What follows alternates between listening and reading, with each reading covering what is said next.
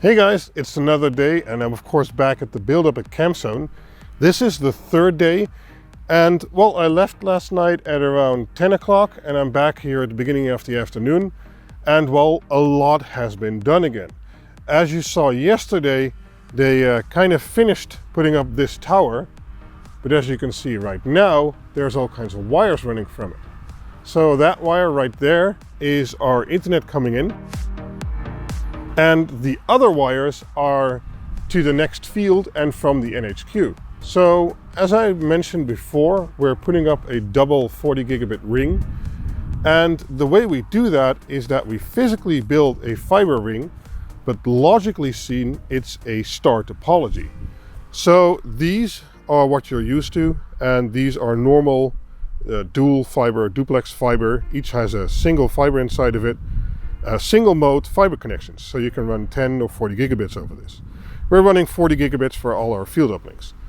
But then we also have this type of fiber, and this is what they call an MPO fiber. So this one has a multi-core with 12 fibers inside of it. So what we do with that is we run these all around the field, and each field still has their own point-to-point connection to the NHQ, to the central switch. So although logically it's a star topology, physically it's a ring topology. Now I explained this a little bit better in my 2017 CampZone video, and I'll link that up above and in the description. And maybe in some of the future vlogs I can get some of the network guys to talk more about that. But since the internet fiber is here, and also now in the NHQ, we should now be able to set up our temporary live stream and our temporary internet for people who need to work here with laptops and stuff like that. So once that is live, I will certainly put a link in the description so you can find that there.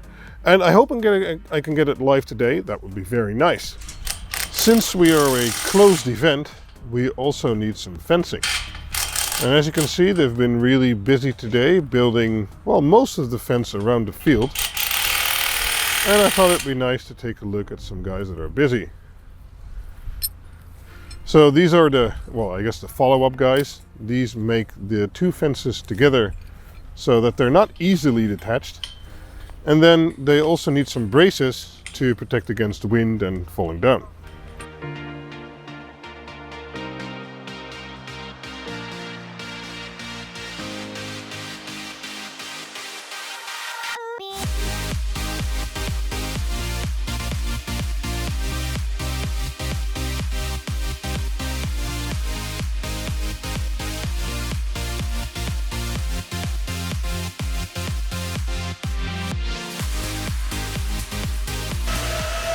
So we're back in the NHQ, and here you can see the 10 gigabit switches we're going to be using on the field. These have 48 times 10 gigabit SFP plus and 6 times 40 gigabit. And we'll be using the 40 gigabit links to uplink it to our central switches. And those are real beasts. You can hear them screaming. I actually hope you can hear me. And that's these over here. Those have 72 times 40 gigabits, and we're going to use a few 100 gigabit links. Each of them can do 2400 gigabit links. Now, this is of course a total overkill for the bandwidth we need on the field, but it's nice stuff to play with, and well, that's kind of the thing for the network crew here. We normally can't really play with these things or test things out, but over here we have our hands on them and we can build any configuration we want. There is a time limit and it has to work, of course. It's a great way to tinker with this high-end equipment, which we normally don't get to do. So let's take a look how we go from this fiber tower to that one over there. They've already put some rope on the ground, which we attached to this fiber tower. And they're currently busy rolling out the MPO fiber I talked about earlier. So that's a multi-core from this side all the way over there. The easy thing is that these come on spools, so they can just easily spool it off next to the rope. Then we attach it to the rope with some tie wraps and maybe some tape at some points, but we like to keep it pretty flexible.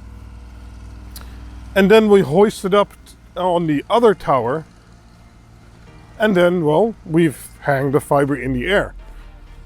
So let's take a closer look at what they're doing with the cherry picker, Skylift, or whatever you want to call it.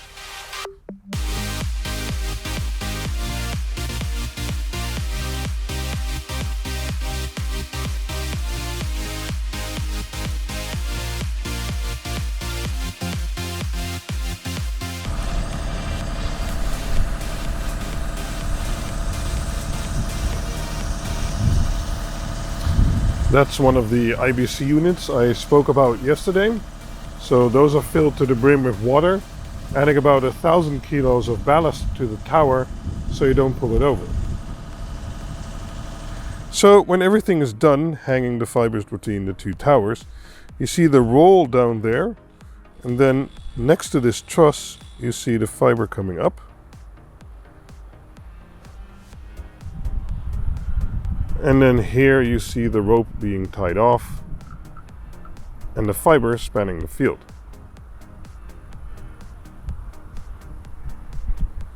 And that's how we hang fiber. We make sure there's a little loop here, so there's no tension on the fiber itself. And it's mostly supported by the rope. Sometimes our loops aren't big enough, but other than that, this has worked fine for, I don't know, the 19 years we've been doing this. And we used to use a lot of fibers, but these new MPO fibers with 12 cores inside of them are really awesome. And I'll show you in a little bit what makes this different than a normal multi-core. Because a normal multi-core, you always have a box that is a breakout, but these have special MPO connectors to which you can attach the box, but they aren't attached all the time. So let's look at that next. We just saw how we hang a fiber from one tower to the other. And you saw that we only hang one of these yellow wires. That's because this is a multi-core fiber, so there's 12 fibers inside of this one wire, I guess you could say. On the other end of the wire, or on both ends of the wire, you make one of these boxes. And these boxes have two input ports, as you can see here. And from those ports, all 12 fibers are linked to the front. So you see these 6 connections on the front. And fiber is normally a duplex connection, not always nowadays, but those 12 cores from that single wire end up in these 12 fiber patch points. These are normal LC patch ports, I guess you could say, but they are high density, so if you use normal LC cables, you'll have a hard time getting them out. So we have some special patch cables which fit better in these tight spaces. Let me plug this back. So let me show you how you can plug the MPIO fiber in, and that's how you can transport basically 6 or 12 links over a single cable.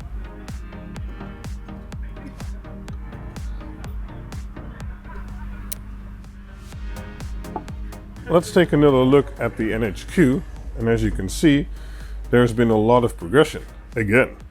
They've started building the main racks for the main equipment, and here you can see the Juniper backbone switches you saw before, and also some very high power Palo Alto firewalls, which we use to firewall our traffic. Although everyone gets a public IP, we still do some filtering and some blocking of known vulnerabilities. And we run 2 racks because we want to have, well, redundancy for everything. In a previous vlog, you also saw one of these boxes. It was in the pink bubble wrap, and this is where how Juniper ships their SFPs. So there's a thin layer of film here, and well, there's a thin layer here too. So when it's closed like this, they're basically suspended in air. So when it's transported and a shock occurs, the SFPs themselves, well, they basically don't get any shock whatsoever. So that's better for them, I guess. Another thing, and as I mentioned before, the link will be in the description, is that the live stream is online. So here's the box and the roll of fiber you saw next to the road, and it's currently in the NHQ and hooked up. You see this one little purple cable, and that's going to my current temporary live streaming, and well, I also provide temporary internet box. So let's follow that cable and see where it ends up.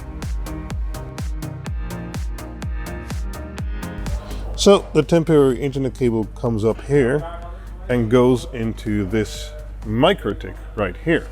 And we're currently using that as a router. It's limited to about 800 Mbits, but it has built-in Wi-Fi 2.4 and 5 gigahertz. So that's fine for temporary internet. And here is the setup I showed you at home. So there's this PC. It receives 2 of the IP camera streams. And here's a clip of hanging up some of those cables.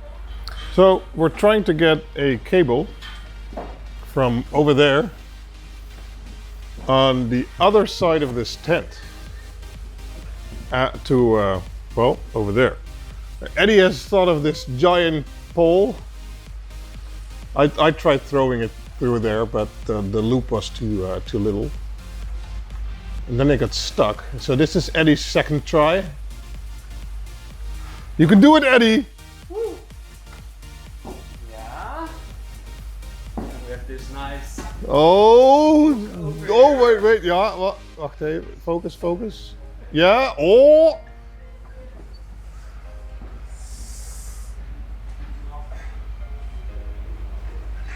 This is very delicate work. One man versus one tent. Oh, the label is... Wait. There have to be better ways to do this. We're here with about 10 people watching this. Nice, yes! No, almost close enough. What? This is somebody thought of this as a ladder. Okay, now there's about 15 people messing with this, getting one cable through one tent. Yes! And I ingest those streams on this box and then stream it using OBS to the internet. And well, we've arrived at the end for this vlog again. As you can see, a lot has been done, and I'll probably overlay this with the view from the Skylift cherry picker. Whatever, I know I'm doing some stuff wrong with the English naming, like forks and spoons and stuff like that, but you try making this stuff up on the spot. So I hope you guys enjoyed watching, and I'll try and keep making these vlogs. It's hard to do this every day and also do the work I'm supposed to be doing. But as long as you guys enjoy it, I'll try and make it. So again, mentioned before, questions and comments, and I got your comments about focusing more on the network and other stuff. We will do that over the coming days once the field work is done and we can devote more time to the technical part and, well, getting all the stuff online. So, see you guys in the next vlog. Bye-bye.